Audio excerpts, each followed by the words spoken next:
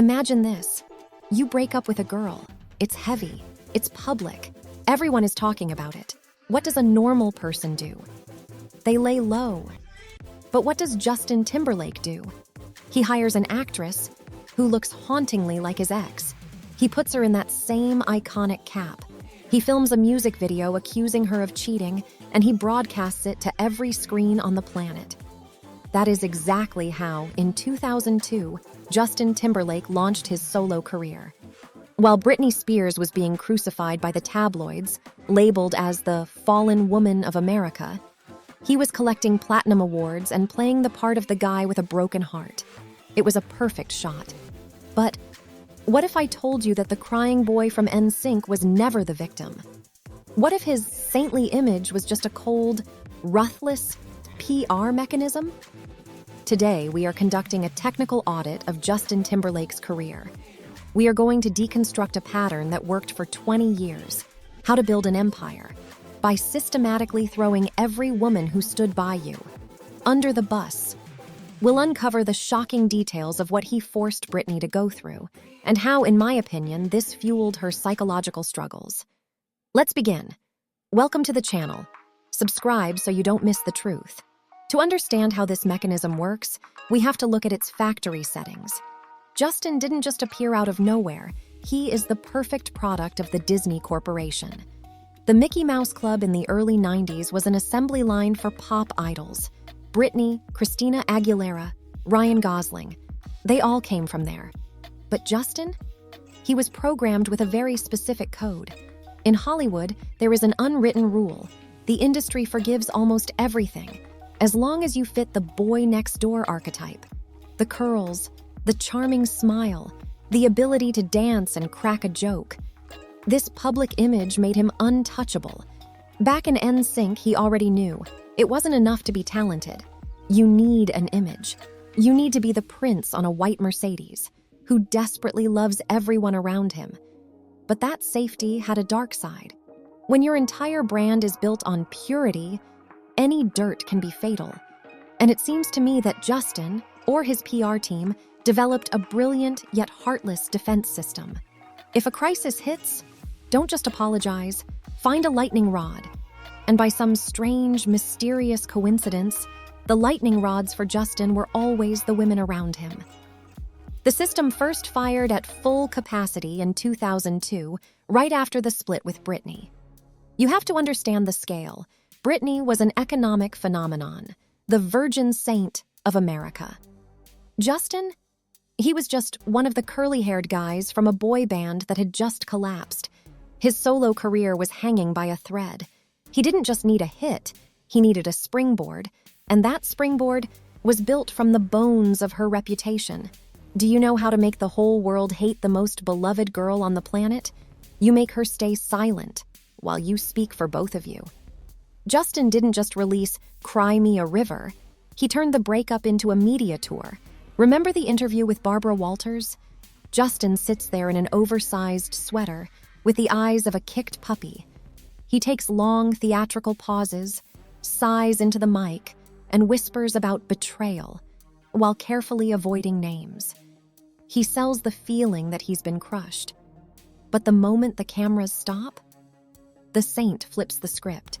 That same month, he goes on the Howard Stern show, and there, amidst the laughter, he spills everything with a smug grin. Stern asks, "Did you sleep with Britney Spears?" And Justin, the same guy who was acting like a victim a minute ago, answers, "Oh yeah, I did it." In that moment, he committed the perfect crime. He robbed her of her mystery, her image, and her right to defend herself. His career skyrocketed, while her life began to turn into that media hell we all remember. But if you think Britney was just a one-time mistake, you don't know Justin. The pattern was just getting started. 2004, Justin Timberlake and Janet Jackson, the Super Bowl. Justin pulls the costume, the fabric tears, and all of conservative America goes into a frenzy. They called it Nipplegate. Look at Justin's Teflon coating in action. 2 people were on stage. He made the move. But somehow, only one person was destroyed. Janet. the CEO of CBS declared her persona non grata. Her videos were pulled. Her career burned in an instant. And Justin? A week later, he shows up at the Grammys, picks up 2 awards, and gives a weak apology about an accident. He didn't stand up for her. He didn't say, "We did this together." He just stepped aside, letting the system grind Janet to dust, so his white suit stayed clean. Think about it for a second. Was this just bad luck? Or was it a feature of the system? Have you ever noticed that Justin's personal life became problematic exactly when his new single needed a boost? Take his 4-year romance with Cameron Diaz. She was at her absolute peak, the queen of Hollywood. She was older, more experienced, and she fiercely protected him. While Cameron was literally getting into fights with paparazzi on the streets, physically trying to shield Justin from the cameras to preserve their privacy, Justin was playing a much darker game behind her back. The moment their relationship hit a crack, the tabloids, as if on cue, began painting a very specific portrait. Cameron was suddenly the jealous, unstable older woman, while Justin was the exhausted romantic, tired of her endless drama. It was a perfect sympathy factory. Suddenly, there were timely leaks, claims that she was making scenes on movie sets, that she was suffocating his creativity. Justin never got his hands dirty. He let the media do the lynching, while someone from his inner circle supplied the insiders. And then came the 2006 album, Future Sex/Love Sounds. This is where PR parasitism reaches its final form. To sell the record, the world needed to believe Justin was the ultimate dangerous heartbreaker. Enter Scarlett Johansson. She stars in his video, and suddenly, headlines everywhere. Are they together? Did he leave Cameron for her? Justin played his favorite game. He didn't confirm, but he never denied. He watched as the rumors tore apart the peace of the women around him, while his sales smashed through the ceiling. He used female sexuality and female tears as high-octane fuel for his engine.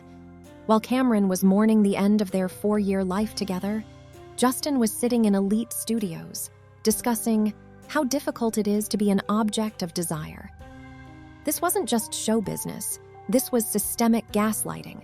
An entire industry was tricked into believing that Justin Timberlake was the only clean player on a field, littered with the wreckage of the reputations he left behind. And by the way, the story I promised you at the beginning, the one that changes everything, is happening right now. The machine worked for 20 years. Justin conducted a perfect rebranding. From the bad boy, he became the girl dad and the husband of Jessica Biel.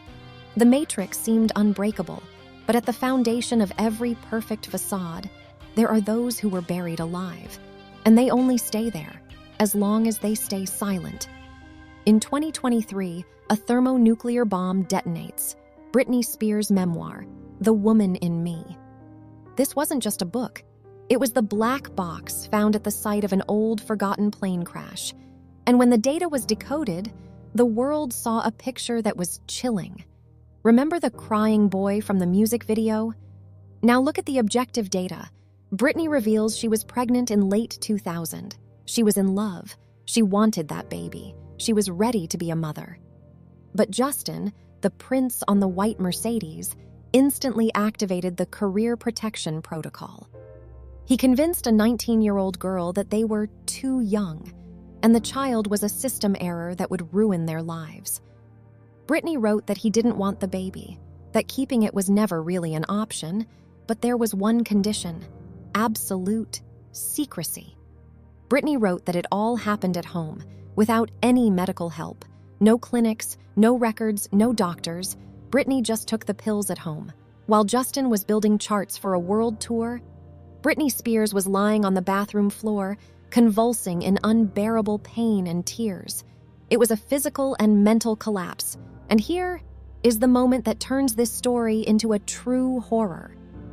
Do you know what St. Justin was doing while his girlfriend was literally bleeding out on the tiles? He didn't call an ambulance. He didn't hold her. He sat down next to her and started playing his acoustic guitar. This was the peak level of cynicism. While one life was ending and another was breaking, Justin Timberlake was practicing his artistic expression. Suddenly, the puzzle fit. The man who spent decades selling us the victim role was the one behind closed doors making administrative decisions, the consequences of which, the blood, the pain, and the broken psyche, always fell on the shoulders of others. But the firmware of society has updated. Shaming women, PR built on someone else's blood. In a post-Me Too world, this is toxic radiation. The Teflon Boy suddenly found that his coating was gone. Everything started to stick. Every mocking interview, every silence while Janet was being hunted, every tear Britney shed. It all turned into a massive reputational debt, and it was time to pay with interest. Summer 2024. The Hamptons. A BMW is pulled over for swerving. Behind the wheel, a glassy-eyed Justin Timberlake, disoriented, arrested, and here is the ultimate tragicomedy, the symbol of the end of an era. The young officer didn't even recognize the global superstar. The dialogue became an instant meme. "This is going to ruin the tour," Justin muttered. "What tour?" the officer asked. "The world tour," replied the man who once owned pop music. That wasn't just a sentence, it was an epitaph. The world where Justin Timberlake was the center of the universe ceased to exist. No scandals to hide behind, no way to play the victim, no glory. The illusion was gone. For the first time in history, there was no one else to shift the attention to. We saw a confused, aging man whose old PR tricks were useless against the reality of 2024. The machine broke. The conveyor belt stopped. I don't think Justin Timberlake was an absolute villain. He was the perfect symptom of his era, an era where the industry demanded the blood of women to feed the careers of men. He just learned how to use that system better than anyone else. He played the good guy because he knew the audience doesn't want the truth. They want a convenient narrative, but every Teflon coating has an expiration date. You can hide behind the curls, the SNL sketches, and the expensive suits. But when the people who were forced to be silent finally find their voice, no PR campaign can save you. In 2002, he sang "Cry Me a River." 20 years later, he was the one left crying. Only this time, there were no fans left in the front row. This was a technical audit of a career built on ruins. If this story moved you, then you are exactly the person I make this channel for. Subscribe. The next video will be just as heavy. Let me know in the comments. Did you forgive Justin for what he did back then? I'll see you in the next video. The conclusion is yours to make.